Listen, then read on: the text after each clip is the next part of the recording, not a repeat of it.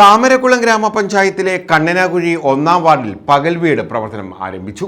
ഗ്രാമപഞ്ചായത്തിലെ 60 വയസ്സിന് മുകളിലുള്ളവർക്ക് പകൽ സമയങ്ങളിൽ ആരോഗ്യ വിനോദ പ്രവർത്തനങ്ങളിൽ ഏർപ്പെടാനും ഒത്തുചേരാനും അവസരമൊരുക്കിയാണ് പകൽ വീട് പ്രവർത്തനം ആരംഭിച്ചത്. താമരക്കുളം ഗ്രാമപഞ്ചായത്തിൽ കണ്ണനാകുഴി 1-ാം വാർഡിലാണ് പകൽ വീടിന്റെ പ്രവർത്തനം ആരംഭിച്ചത്. പഞ്ചായത്തിലെ 60 വയസ്സിന് മുകളിലുള്ള വയോജനങ്ങൾക്ക് പകൽ സമയങ്ങളിൽ ആരോഗ്യ വിനോദ പ്രവർത്തനങ്ങളിൽ ഏർപ്പെടാനും ഒത്തുകൂടാനും അവസരമൊരുക്കിയാണ് പകൽ വീടിന്റെ പ്രവർത്തനം ആരംഭിച്ചത്.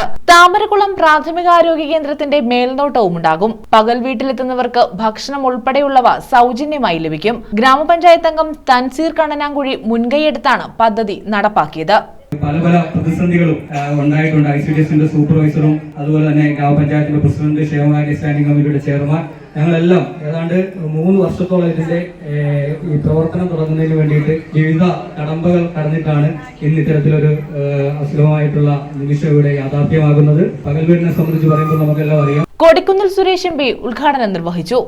ചികിത്സ ഉണ്ടാവും, ആരോഗ്യ പ്രശ്നങ്ങൾ ഉണ്ടാവും, അവർക്ക് പരിശോധന ഉണ്ടാവും, മറ്റേ പോഷകാഹാരങ്ങൾ ലഭിക്കും. അങ്ങനെ ഒരുപാട് കാര്യങ്ങൾ ഇവിടെ നമുക്ക് ലഭ്യമാകുന്നതാണ്. അതൊക്കെ തീർച്ചയായും നിങ്ങൾക്ക് ഗുണം ചെയ്യും, ഈ നാടിന് ഗുണം ചെയ്യും. അങ്ങനെ ഈ പകൽ വീട് ഈ നാടിന്റെ ഒരു മൊത്തത്തിലുള്ള വീടായി മാറട്ടെ. താമരക്കുളം ഗ്രാമപഞ്ചായത്ത് പ്രസിഡന്റ് ജി വേണു അധ്യക്ഷത വഹിച്ചു.